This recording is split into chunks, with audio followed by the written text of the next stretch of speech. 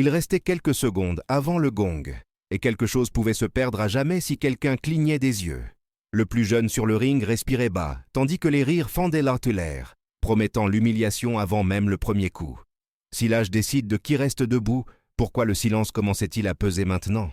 Les lumières écrasèrent le ring, et le vétéran avançait avec l'assurance de celui qui n'avait jamais été défié par quelqu'un d'aussi silencieux. Mike Tyson ne répondit pas aux provocations. Il répondit au temps, mesurant la distance comme on mesure les conséquences. Chaque pas mal calculé coûterait de la dignité, du contrôle, peut-être une identité. Le public attendait la fureur, mais trouva le calcul. L'arbitre leva la main, le gong hésita, et une décision invisible avait déjà été prise. Personne ne vit ce que Tyson vit à cet instant. La faille qui changerait tout, et le mouvement suivant ne laisserait aucune correction, aucune chance. L'arène semblait stable, mais quelque chose allait s'y fissurer. Le bruit de la foule n'était pas une célébration, c'était un jugement anticipé, un verdict rendu avant même que le combat ne commence. Le ring sentait la sueur ancienne et l'attente mal résolue, comme s'il avait déjà vu des hommes tomber pour moins que ça. Si tout le monde croit que l'issue est évidente, qui paie le prix lorsque la certitude échoue? Le vétéran marchait en large cercle, gonflant la poitrine, testant le territoire comme un propriétaire de longue date. Tyson restait trop immobile, et cela dérangeait. L'immobilité ne rimait pas avec la peur. Chaque seconde sans attaque tendait la tension, comme un élastique étiré au-delà de sa limite. Le public riait, mais riait trop fort, comme pour masquer le doute. Quelque chose, dans ce silence juvénile, menaçait l'équilibre du lieu, et personne ne savait encore d'où viendrait l'effondrement. Rien ne semblait hors de place, et c'était là le véritable danger. Les lumières vives créaient des ombres, qui dissimulaient les erreurs, et le bruit constant empêchait toute lecture claire de l'environnement. Si le chaos est attendu, qui perçoit l'ordre qui se forme en silence? Le vétéran frappait ses gants, exhibant ses cicatrices comme des diplômes, rappelant à tous qu'il avait survécu à des nuits bien pires. Le récit collectif en dépendait. L'expérience gagne, la jeunesse apprend. Tyson observait tout sans réagir, comme si le ring était un problème mathématique sur le point d'être résolu. Son calme ne rassurait personne. Il provoquait. Chaque geste retenu semblait refuser le scénario attendu. Et quand quelqu'un refuse de jouer le rôle assigné, tout le système commence à grincer, préparant une rupture que personne ne contrôle. La pression ne venait pas seulement de l'adversaire, mais de tout l'environnement conspirant pour une fin prévisible. Si le jeune échouait, tout reprendrait sens. S'il n'échouait pas, quelque chose de plus grand se perdrait. La logique du respect automatique. Le vétéran le sentait sans le comprendre, c'est pourquoi il avançait trop, parlait trop, avait besoin d'être vu. Tyson, au contraire, réduisait sa présence, comme quelqu'un qui se cache avant l'impact. La question flottait dans l'air. Qui était réellement en danger? L'arène retenait son souffle collectif, attendant la violence, mais son absence était plus menaçante encore. Le gong n'avait pas encore retenti, et déjà quelque chose allait tomber. Non pas un corps, mais une certitude qui soutenait tout le monde. La première épreuve ne vint pas avec un coup, mais avec l'attente. Si Mike Tyson avait réellement été inexpérimenté, il aurait déjà réagi, montré de la hâte ou de la peur. Mais il respirait comme quelqu'un qui économise quelque chose de précieux, et cela mettait tout en danger. Le vétéran observa ce silence et sentit une menace qu'il ne savait pas nommer. Pourquoi quelqu'un d'aussi jeune semblait-il si peu intéressé à prouver quoi que ce soit? La réponse ne venait pas, et son absence serrait l'étau. Tyson gardait le menton bas, le regard fixe, refusant le jeu psychologique attendu. Chaque seconde sans attaque défiait la logique du ring. Si la peur ne le poussait pas, alors qu'est-ce qui le faisait avancer? Le public commençait à se pencher en avant, inquiet, comprenant que la lecture initiale était peut-être erronée, et quand la lecture change, l'erreur réclame son prix. Le vétéran tenta d'imposer sa présence, avançant avec le poids et l'histoire. Son corps disait « J'ai déjà été ici », mais son esprit demandait « Et si cela ne suffisait pas ?» Ce doute ne pouvait apparaître. Il devait croire que l'âge signifiait encore l'autorité, que le respect précédait le coup. Tyson sentit cette tension et ne se hâta pas de la briser. Il attendit, car attendre est aussi une attaque. Le risque était clair. S'il se trompait sur le timing, il perdrait le contrôle. S'il réussissait, il retirerait à l'autre quelque chose d'irréparable. Le silence entre eux devint un champ de mine. Chaque pas du vétéran était une demande de confirmation. Chaque recul de Tyson était un refus. Et quand quelqu'un refuse de valider son adversaire, quelque chose commence à s'effondrer de l'intérieur. Tyson ne pensait pas à la victoire, il pensait à la cohérence. Son corps devait faire exactement ce que son esprit avait déjà décidé, ou tout serait perdu. Le vétéran confondait cette économie de mouvement avec de l'hésitation, et cela nourrissait sa confiance. Mais une confiance bâtie sur une mauvaise lecture paie des intérêts élevés. Le jeune observait le rythme, le poids transféré trop tôt, la main qui s'abaissait par habitude. Rien de tout cela n'était visible pour ceux qui criaient à l'extérieur. La vraie question n'était pas qui était le plus fort, mais qui était le plus attentif. Et tandis que le vétéran tentait d'accélérer l'inévitable, Tyson attendait l'instant où une erreur ne pourrait plus être corrigée. Car lorsque cet instant arrive, personne n'en sort indemne. La sortie cessa d'exister lorsque la première avancée sérieuse eut lieu. Si quelqu'un reculait maintenant, il perdrait plus qu'une position, il perdrait son autorité aux yeux de tous. Le vétéran entra avec force, non pour toucher, mais pour affirmer sa domination, et ce geste exposa le véritable risque. Tyson ne bougea pas immédiatement, et cette fraction de seconde créa la panique là où il aurait dû y avoir du contrôle. Pourquoi n'avait-il toujours pas réagi? Tout le ring sentit le poids de cette question.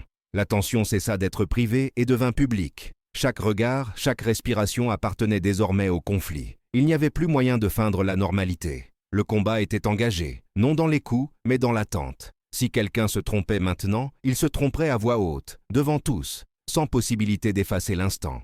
Le vétéran insista, augmentant le rythme pour forcer une réponse. Il devait briser le silence de l'autre, le voir commettre une erreur humaine. Tyson répondit avec moins que prévu, et cela fut plus perturbant que n'importe quelle attaque. Un ajustement minimal de la base, une esquive courte, rien qui ressemble à un combat. Mais ce presque rien portait une menace claire. Tout était mesuré. Le public commença à sentir que quelque chose lui échappait. Si le jeune ne fuyait pas, que préparait-il? Le vétéran sentit le contrôle lui glisser entre les doigts et tenta de le reprendre par l'agressivité. Chaque mouvement supplémentaire, cependant, rétrécissait l'espace de correction. Le conflit avait désormais son propre rythme, et personne ne pouvait plus le ralentir. L'humiliation cessa d'être une possibilité lointaine et devint un risque imminent. Il ne s'agissait plus de gagner, mais de ne pas tomber. Le vétéran le comprit trop tard et doubla la mise, croyant que l'intensité résoudrait ce que la lecture n'avait pas résolu. Tyson accepta cette pression comme on accepte une équation difficile, non avec colère, mais avec concentration. Le ring semblait plus petit, l'air plus lourd. Chaque seconde accumulait des conséquences irréversibles. L'erreur qui approchait ne serait pas seulement technique, elle serait symbolique. Et quand les symboles tombent, ils tombent sous les yeux de tous. La question n'était plus de savoir si quelque chose allait se produire, mais qui resterait debout quand cela arriverait. Tout semblait prêt à exploser, et cette sensation était le piège lui-même. Si quelqu'un perdait le contrôle maintenant, il n'y aurait pas de retour. Le vétéran accéléra, confondant urgence et nécessité, et chaque avancée portait plus de désespoir que de stratégie. Tyson perçut le changement et n'attaqua pas. Il laissa l'autre dépenser quelque chose d'irréversible. Le public interpréta cela comme un retard, mais ce retard était le coup invisible. Plus le vétéran forçait, plus le chemin se rétrécissait. La question planait, à quel moment quelqu'un réalise-t-il qu'il est allé trop loin? Le ring grinçait sous le poids de cette escalade, et le silence entre les coups en disait plus que le bruit. Quelque chose se préparait, mais personne ne savait exactement quoi, seulement que ce ne serait pas réversible. Le faux calme apparut comme une invitation dangereuse. Tyson relâcha les épaules, réduisit encore ses mouvements, offrant à l'autre l'illusion de la sécurité. Si c'était de la peur, l'attaque finale viendrait facilement. Le vétéran y crut, parce qu'il avait besoin d'y croire. Son identité en dépendait. Il avança avec une confiance renouvelée, ignorant des signes trop subtils pour ceux qui ne voient que la force. Chaque geste de Tyson semblait passif, mais portait une intention. Le public sentit le changement d'atmosphère sans en comprendre la cause, comme avant un accident. L'erreur ne résidait pas dans le coup à venir, mais dans le présupposé qui le précédait. Et quand les présupposés échouent, la chute n'est pas seulement physique, elle est mentale. Le piège se referma sans bruit. Le vétéran ne combattait plus le jeune devant lui, mais l'idée de perdre du terrain. Tyson observait le temps intérieur de l'autre s'accélérer, le corps agir avant l'esprit. C'était tout ce dont il avait besoin. L'escalade se transforma en exposition. Chaque seconde supplémentaire augmentait le coût du prochain mouvement. Le public commença à retenir son souffle, sentant que quelque chose n'allait pas, sans savoir où. Le combat avançait vers un point de non-retour, où décision et conséquences se rencontreraient. Et quand cette rencontre a lieu, aucune force ne peut empêcher ce qui a été construit pas à pas. L'instant n'arriva pas avec violence, mais avec précision. Si quelqu'un clignait des yeux, il perdrait tout. Le vétéran avança, certain que c'était le moment, faisant confiance à un schéma qui avait toujours fonctionné.